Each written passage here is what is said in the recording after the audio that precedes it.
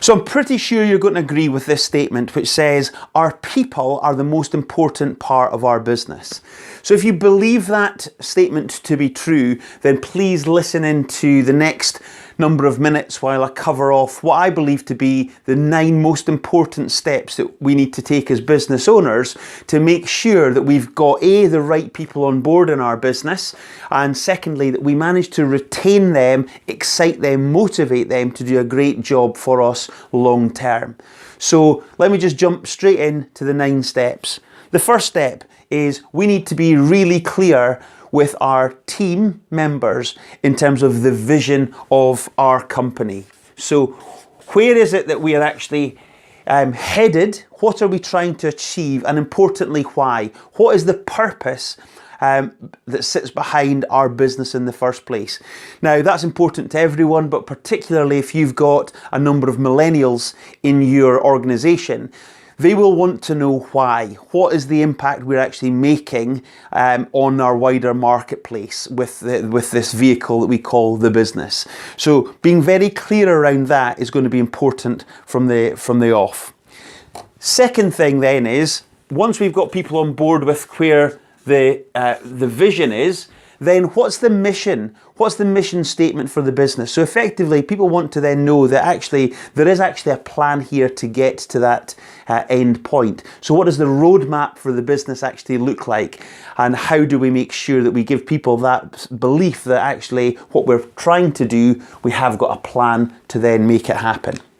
Thirdly, we need to be very clear that the people coming into our business and staying within our business are a good values fit or a good cultural fit for us. Now again, I'm sure you've had it before whereby someone's come into the business not being quite right. They haven't shared the same set of expectations, of values, of beliefs that you have, in which case, you know, it's probably best that they exit stage left and we get someone else in who actually does meet with the same cultural fit that we're looking for. So again, do we have a defined culture for the business that people can identify with clearly? Then what we're looking to do is we're looking to be clear with people around what are the goals of the business. So again, what we're trying to achieve is the vision. We've got a roadmap and we know how we're going to behave whilst we're on that journey. But we now need to set some goals. What are the key priorities for the business in the next 12 months so that people actually know what it is that we have to now do? Now there's a subtle shift, or it's an important shift I should say, that from this point on we're going to be making. And I'm going to explain that in a minute once I flesh out the next few steps. So we need to be clear with the team. So you might know what your priorities are, what the goals are for the business, but does every single person in your team also know what those priorities are? Then what we're looking to achieve here is some clarity within the business around who does what. So if we look at the org chart or organizational chart, we want to map out of all the people that are in the business, kind of where does everyone actually sit? What role do they perform? Just to make sure that people understand what they have to do, what the next person does, and to make sure that there's no duplication of effort or cross responsibilities within the business. So org chart, to be clearly defined, very important. But then once we've got that level of definition around the business, we want to give people individual clarity. How do we do that? Well, what we're looking to do, this isn't quite working in a step formation just now, but is being clear around the job description. So the one thing that people want more than anything in business is clarity of role expectation. So a tight job description that lays out exactly what's expected is going to be very helpful for each individual within the team. Once they know that, then also what they're looking for is clarity around what are the key measures that they will be judged by. So again, if we look at KPIs or key performance indicators, so again, this would be numerical and behavioural measures. So what are the numbers that they have to hit? What are the key metrics that they need to achieve within their specific role? But also, what are the behaviors that are expected, or the activities that they're expected to be doing on a day-to-day, week-to-week basis? Again, clarity around that is very important. Once we've got the KPIs nailed down, what we then need to do is also give people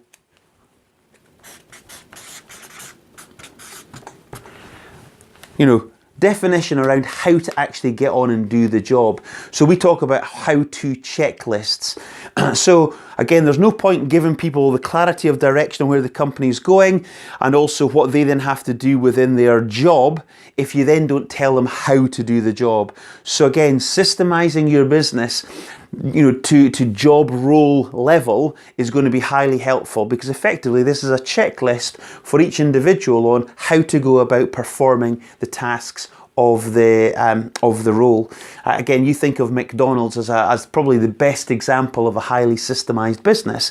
That whole business runs every single person doing different roles within a McDonald's store knows exactly what to do. And largely speaking, they're following a system. So again, we need to provide people with a system to follow in order to do their job well, and importantly, consistently well. And then finally, what we're looking for is a set of management, I'll just call it management, reporting. So what we're looking to do now is make sure that we're gathering the information that is being made available through all of the different people within the business, to make sure that we actually have, as business owners, a good dashboard for our business, so we can keep our finger on the pulse with how the business is going, so that we can then constantly monitor, review performance on each department, each person, to make sure that the business is doing the things it needs to do to get ultimately further towards the vision of the company. Now, last point that I wanted just to make here was around the distinction I'd like to make at this point here. Really what we're doing by getting clear on vision, mission and culture for people is we're activating the heart with all the people in our business. We want to make sure that there is an emotional connection, that people identify with what it is that we are trying to do and how we're doing it. Because once we've got people engaged in that way, then we need to kick into the brain, or the logical side of business. So I now buy into what it is that you guys are trying to do. Now show me what it is that you need me to do. And again, this is more the logical side of things to help people get on and actually do the job. A lot of people say, well, when it comes to writing systems, how am I going to be getting people to follow the systems that I write down? The reality is, you won't get anyone to follow a system if you haven't done a good job down here. Because if people can't connect, they don't have an affinity with what it is that we're trying to do, they'll never follow a system. But again, flip that over. If people are very bought into what the business is trying to achieve, then actually there will be a constant following of the system, and also a reviewing of that system to constantly modify and improve it, such that the service delivered is better, and therefore the end outcome for the consumer or customer is greater.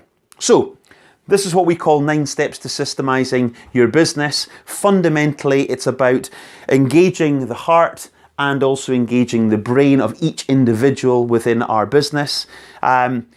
This doesn't happen overnight. We need to kind of put in the building blocks to make sure we get to that point. But at the same time, it needn't be hard either. This is the framework that will get real good engagement for your team members. And again, I always go back to the kind of the very simple aspect of business, which says, if we as business owners look after our team, then they are best placed to look after our customers, and it's the customers who will then continue to return to us and ultimately look after the business, which in turn will look after you, the business owner. So, hope that's helpful. Get in touch if you want to hear any more in depth around each of these steps. But until we speak, good luck in business.